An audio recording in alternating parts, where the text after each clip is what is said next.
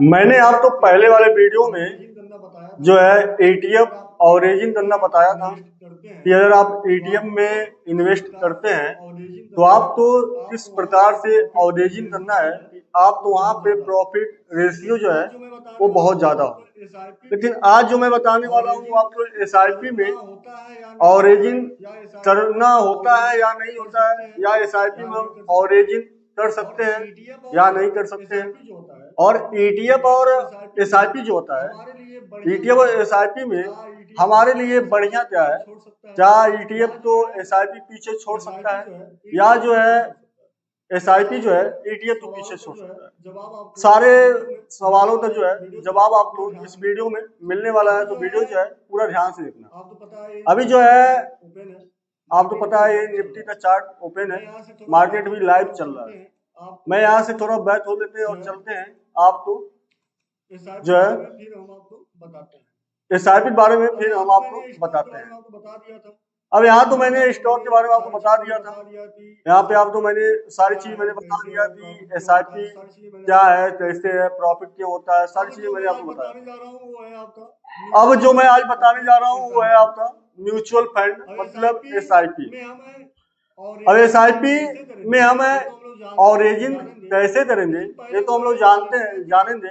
लेकिन पहले हम लोग ये जान लेते हैं कि एसआईपी हमारे लिए जरूरी क्यों है, क्या एसआईपी हमारे लिए जरूरी है या नहीं है। यहाँ पे एक हम कैलकुलेटर ओपन करने जा रहे हैं, एसआईपी कैलकुलेटर। और यहाँ पर जो है आपको मैं कुछ जादू जो है दिखाने जा रहा हूँ, आप वो जादू जो है ध्यान से देख लेना। अभी जो है मान लीजिए आप के पास बहुत ज्यादा पैसा नहीं है, आप यहाँ 10,000 रुपये लेके चलिए। यहाँ पे आपको देख रहा होगा कि 12% जो है ये रेशियो आ रहा है। जहाँ तक कि अगर आप देखेंगे तो 12 से 15%, 18% जो है बड़े आराम से मिल जाता है एसआईपी में। ऐसा नहीं है, बड़े आराम से मिल जाता है और इसलिए जो हम 12% ही लेकर चलते हैं। और यहाँ पे 10 साल का टाइम पीरियड है। होता है कि एसआईपी हो म्यूचुअल फंड, इन चीजों में हमें टाइम ज्यादा देना पड़ता है, हमें लॉन्ग टाइम इन्वेस्टिंग करना पड़ता है। अगर आप ये सोच रहे हैं कि आप 1 साल के लिए एसआईपी करते हैं तो आपको प्रॉफिट होने वाला, आप कुछ नहीं वहां होने वाला। अब यहाँ पे आप एक बार देखिए ध्यान से, मेरा जो है मंथली कितना है, 10,000 रुपये। 12% ब्याज मुझे मिलने वाला है। टाइम पीरियड जो है 10 साल होने वाला है। 1 साल में मैं कितना देने वाला हूँ, 1,20,000 रुपये। टोटल इन्वेस्टमेंट कितना होने वाला है, यहाँ दे सकते हैं 12 लाख रुपए। और रिटर्न कितना आपको मिलने वाला है, ये जो आपका ब्याज है जो उस पर आपका प्रॉफिट है, ये आपको 10,40,359 रुपए का प्रॉफिट आपको यहाँ मिलने वाला है। और टोटल वैल्यू आपको मिलने वाली है 22,40,359%। ये तो हो गया जो एसआईपी के अनुसार मिलता है, वो चीजें मैंने बता दी। लेकिन अगर आप एसआईपी में जो है एसआईपी में ऑरेजिन करके चलते हैं और एसआईपी में बढ़िया म्यूचुअल फंड आपने चुन लिया है तो वहां पर प्रॉफिट रेशियो जो है वो और भी ज्यादा होता है। अभी मैं आपको ले चल रहा हूँ, थोड़ा सा पीछे ले चल रहा हूँ और वहां पे जो है आपको पहले कुछ एसआईपी दिखाता हूँ वहां पे, और एसआईपी दिखाने के बाद जो है फिर मैं आपको बता रहा हूँ कि कौन सा एसआईपी बढ़िया माना जाता है। अब यहाँ पे आप देख लिए मोतीलाल ओसवाल का मिडनैट का एसआईपी है, और यहाँ पे जो है 3 साल में टोटल कितना दिया है, 3 साल में इसका जो रेशियो है 33.98% का इसका रेशियो है। और 1 ईयर हम ले रहे हैं तो यहाँ दे सकते हैं 7.3%, जो कि मैंने पहले आपसे बताया था कि ये लंबे टाइम के लिए ही होता है, छोटे टाइम में आपको नुकसान ही होने वाला है। यहाँ 6 मंथ में आपको नुकसान चल रहा है। और यहाँ पे जो है 5 साल में जो है आपका ओरिजिन जो है 37% का ओरिजिन दिया है। अब यहाँ पे ओवरऑल हम ले लेते हैं 24%।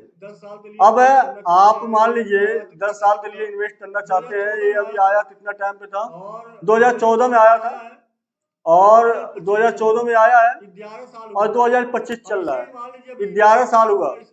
अब इसे मान लीजिए अभी 11 साल हुआ इस एसआईपी तो आए हुए, और इसका अगर हम कैलकुलेट करते हैं तो क्या कितना इसमें अभी हुआ होगा। आप यहाँ पे मान लीजिए आपने 10,000 और ये लीजिए मान लीजिए आपने 10,000 रुपये इसमें डाल रहा था मंथली डाल रहे थे टोटल, आप 10,000 रुपये मंथली डाल रहे थे, टोटल कितना आपको मिला है रिटर्न? 24% मिला है ना आपको, 24% मिला है ना आपको, ये है आपका 24%, ये है आपका 24%, और ये आपका टोटल इन्वेस्टिंग कितना है? 12 लाख रुपए।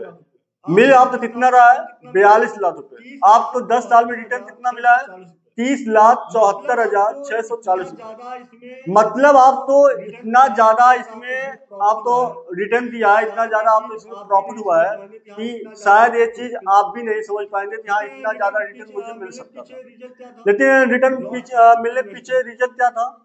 Long time investing. पहली चीज हो जाए, अब मैं यहाँ पे आपको 24% का जो है रिटर्न लेकर नहीं चलने वाला हूँ, मैं जो एवरेज लेकर चलने वाला हूँ वो 18-19% लेकर चलता हूँ, जो कि मिल ही जाता है। अब यहाँ पे आपका कितना है इन्वेस्ट? 12 लाख। आपको मिल कितना रहा है? 18,90,801 रुपये आपको जो है ब्याज मिल रहा है 10 सालों में वही, और टोटल आपको जो वैल्यू मिल रही है 30,90,801 रुपए। मतलब आप यार सोच सकते हैं एसआईपी का जादू जो है ये कितना भयंकर वाला जादू है। लेकिन ये चीजें आप जान लीजिए, अगर आप एटीएम में इन्वेस्टिंग करते हैं और एजेंट लेकर चलते हैं तो आप एसआईपी को भी पीछे छोड़ने वाले हैं। अब मैं ऐसा क्यों बोल रहा हूँ? अब इसके पीछे का जो रीजन है वो रीजन ये है, पहली बात हम जो है आपको बताया थे कि एटीएम में हमें ऑरेजिन लेकर चलना है, ऑरेजिन करते हुए चलना है। मैंने आपको बताया था कि मार्केट जब जब जो है डाउन ट्रेंड में आएगा उस टाइम पे हमें जो वहां पे इन्वेस्टिंग करना है, वहां पे हमें पैसा डालना है। मैंने ये चीजें जो आपको बताया था। लेकिन अगर आप एसआईपी में एसआईपी करते हैं तो एसआईपी होता ही है कि जैसे आपका एक टाइमिंग होता है, एक डेट होता है, और जिस डेट पे आप चाहते हैं वही उसी डेट पे आपका जो पेमेंट है अकाउंट से जो है डेबिट हो जाता है, अकाउंट से जो है पेमेंट कट जाता है, वो एसआईपी में चला जाता है। लेकिन वहां पर ये चीज हमें नहीं मालूम होती है कि जिस टाइम पे हमारा पैसा डेबिट हुआ है उस टाइम पे मार्केट ऊपर है या नीचे है। क्या उस टाइम में मार्केट ऐसा तो नहीं है कि हाई पे था और जब हमारा पैसा डेबिट हुआ उसके बाद जो मार्केट नीचे आया है? क्योंकि बहुत सारे लोगों का होता है एसआईपी में, जैसे होता ये है कि ये डिसिप्लिन वाली चीज है। इसमें डिसिप्लिन वाली चीजें होती हैं कि आप अगर आप 10 जनवरी का डेट आपने डाला है तो 10 जनवरी, 10 फरवरी, 10 मार्च को आपका पेमेंट जो है डेबिट होता रहेगा। बहुत लोग होते हैं डेली बेस पे करते हैं, तो डेली बेस पे बहुत कम लोग कर पाते हैं क्योंकि इतना टाइम किसी के पास है नहीं कि वो डेली बेस पे एसआईपी कर पावे। और डेली बेस पे अगर एसआईपी करते हैं तो उस टाइम पे उनका प्रॉफिट रेशियो ज्यादा होता है। इसमें कोई दूर राय नहीं है कि उनका प्रॉफिट रेशियो जो है ज्यादा नहीं होता है, लेकिन उसके लिए उन्हें टाइम निकालना पड़ता है, और टाइम निकालने के बाद जो है उन्हें वहां पर जो है अच्छी तरह से उन्हें वो करना पड़ता है, तभी जाकर वहां पे वो वहां पे प्रॉफिट रेशियो जो ज्यादा बना पाते हैं। अब जैसे मान लीजिए अभी आप ये ले लीजिए, ये मान लीजिए आपका एसआईपी है, ठीक, अगर आप डेली बेस पे करते हैं और ये आपका मान लीजिए 6 मंथ का मैंने ले लिया और 6 मंथ का मैंने ले लिया और आप डेली बेस पे करते हैं आपने, तो यहाँ पे मान लीजिए मार्केट एक दिन ऊपर है, 10 जनवरी को मार्केट ऊपर है, और यहाँ पे जो है ये है आपका 13 जनवरी, मतलब 3 दिन जो आपने पैसा डाला है 11, 12, 13 वो डाउन मार्केट में डाला है। फिर जो है आपका मार्केट यहाँ थोड़ा सा ऊपर हुआ है, ये आया आपका 20 जनवरी, उसके बाद आपने 20 जनवरी से लेकर और 22 जनवरी तक 2 दिन जो पैसा डाला है वो आपने डाउन मार्केट में डाला है, ठीक। अब इस तरह से मार्केट जो है यहाँ से लेकर और हम देते हैं ये यहाँ से लेकर यहाँ तक जो है ऑरेजिन ही रहा है, ठीक है। ये नीचे साइड में ही मार्केट गया, 6 महीने जो है मार्केट डाउन ट्रेंड में ही गया है। अगर यहाँ पे आप साल भर का इन्वेस्टिंग करते तो अब तो आप बर्बाद हो जाते हैं। यहाँ पर आपको एक भी पैसे का प्रॉफिट नहीं होने वाला था, क्योंकि यहाँ पे माइनस 3.88% दिया है, रिटर्न दिया है, मतलब ये माइनस में चला गया। लेकिन वहीं पे अगर 6 मंथ एक साल में अगर हम यहाँ पर ध्यान से दें तो यहाँ पे 7% का प्रॉफिट दिया है। अब यहाँ पे अगर आप डेली बेस पे यहाँ पे इन्वेस्टिंग करते तो मान लीजिए आपने पहले दिन यहाँ डाला, दूसरे दिन यहाँ डाला, तीसरे दिन में मार्केट थोड़ा नीचे आया, आप यहाँ डालते, चौथे दिन मार्केट थोड़ा ऊपर जा रहा है, फिर आप यहाँ डालते, पांचवें दिन फिर ऊपर गया, फिर आप वहां डालते, छठवें दिन फिर यहाँ नीचे आया, फिर आप यहाँ डालते, और इस तरह से जो है आप एवरेजिंग करते हुए चलते रहे तो ये यहाँ पे प्रॉफिट रेशियो जो है आपका बढ़िया होता। बट आपके पास उतना टाइम है नहीं कि आप डेली बेस पे यहाँ जो है आप पैसा डाल पावे या डेली बेस पे जो है आप SIP कर पावे। तो होता ये है कि हम हो या आप चाहे जो भी होता है वो करते हैं कि उनका एक डेट होता है, जब भी उनका सैलरी आने का टाइमिंग होता है और उसी के आसपास जो है उनका एक टाइम पीरियड होता है और उस डेट पे जो है उनका पैसा अकाउंट से माइनस होते रहता है और उनका जो है डेबिट होते रहता है। लेकिन मार्केट उस टाइम पे ऊपर है या नीचे है ये चीजें जो है उन्हें मालूम नहीं रहती है और इसलिए जो उन्हें बहुत बढ़िया रिटर्न नहीं मिल पाता है। बट अगर मैं बोलूं कि हमें SIP में और रेजिंग करके चलना है तो शायद ही आप इन बातों को मानने लिए तैयार हो, लेकिन मैं आपको बता रहा हूँ अब हमें SIP में और रेजिंग क्या करना है वो चीजें आप पहले जान लीजिए। मान लीजिए यहाँ पे मैं अभी SIP में हूँ, यहाँ पे हमें 3 फंड लेना है। पहला फंड मान लीजिए मैंने मोतीलाल ओसवाल ले लिया, दूसरा मैं मान लो बंधन स्मॉल कैप ले लिया, HDFC ले लिया, हमने 3 फंड ले लिया। बहरहाल जो मैं बता रहा हूँ आप ये लेने मत चले जाना, आप तो जो SIP अच्छा लगे आप उसी SIP में इन्वेस्टिंग करना। मान लीजिए आपने यहाँ 3 फंड लिया और तीनों फंड में मान लीजिए 1 मिनट आप ये समझ लीजिए आप तो मंथली जो है 3,000 रुपये डालना है SIP में। मान लीजिए आप 15,000 सैलरी पाते हैं और आप वहां का जो 15,000 सैलरी है उसमें से 3,000 रुपये जो है आप SIP में डालना चाहते हैं। अब करना क्या है आपको, आप तो 3 फंड यहाँ लेना है, 1 2 3 फंड आपने ले लिया। पहले वाले का जो डेट है वो आप डालेंगे यहाँ पे 1 जनवरी, मतलब पहली तारीख डालना है, चाहे जनवरी हो, फरवरी हो, मार्च हो, जो भी 1 जनवरी। दूसरा वाला जो डेट है आपका वो रहेगा 10 तारीख और तीसरा वाला जो डेट रहेगा वो रहेगा आपका 20 तारीख। इस तरह से आपका पैसा जो है 3 बार में आपके SIP के अंदर जाएगा। मान लीजिए पहली तारीख को मार्केट अप है तो आपका पैसा चला गया, बट अगर मान लीजिए 10 तारीख को मार्केट नीचे आया था तो आपका जब मार्केट नीचे है उस टाइम पे भी पैसा आपका SIP में जा रहा है और फिर जो है 20 तारीख को आपका चाहे मार्केट ऊपर रहे चाहे नीचे रहे फिर जो है आपका पैसा वहां पर भी जा रहा है। इसमें होने वाला ये है कि अगर मान लीजिए आपने आप ऐसा करते हैं, इसमें होने वाला ये है कि आपका जो SIP पोर्टफोलियो है वो आपका हमेशा जो है ऑरेजिन में चलता रहेगा। आपको वहां पे कभी लॉस होने का चांस जो है बहुत ही ज्यादा मामूली हो जाएगा। वहां पे आपको ये नहीं सोचना है कि मार्केट मान लीजिए डाउन मारा नीचे आया तो मेरा लॉस हो जाएगा, क्योंकि वहां पे आप जब मार्केट ऊपर गया उस टाइम पे भी ये पैसा आपने डाला है, मार्केट जब नीचे था तो भी आपने पैसा डाला और इसलिए जो है आपका वहां पे प्रॉफिट रेशियो जो है बहुत ही ज्यादा होने वाला है। बट अगर आप ETF करते हैं, अगर आपके पास इतना टाइम ही है, आप डेली बेस पे जो है मार्केट ओपन कर सकते हैं, आप डेली बेस पे अपना पोर्टफोलियो दे सकते हैं, तो आपके लिए बेटर ETF होने वाला है।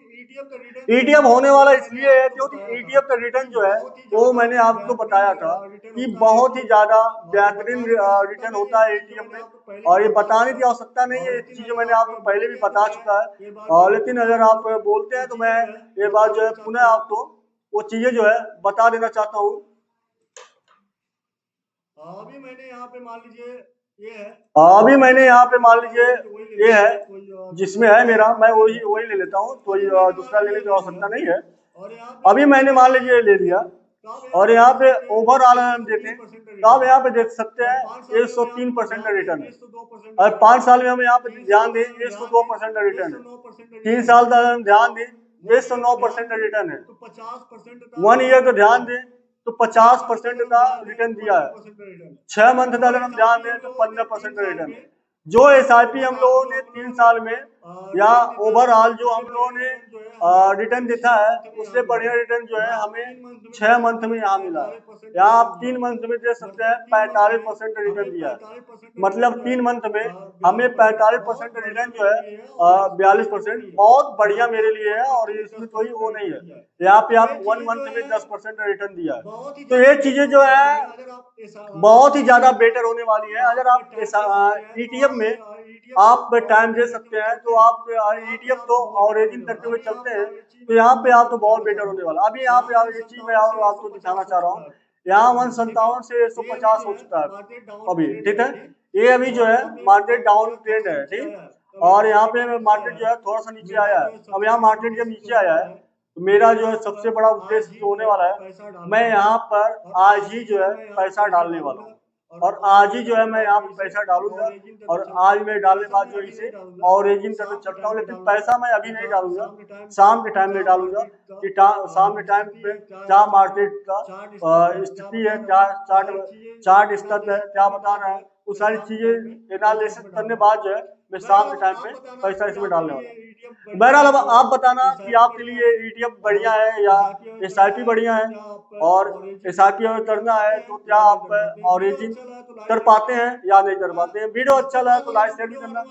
पर इसके बाद वाला जो वीडियो आने वाला है वो बहुत ही ज्यादा बेहतरीन होने वाला है, और वो आपके लिए सरप्राइज होने वाला है, तो आप उस वीडियो में आना जरूर। और इससे पहले जो मैं वीडियो डाला है उसे भी आप जाकर वॉच करिए। वीडियो अच्छा लगे तो लाइक शेयर करिए, पहली बार मिले तो सब्सक्राइब कर लीजिए। मिलते हैं। जय हिंद, जय भारत, वंदे मातरम।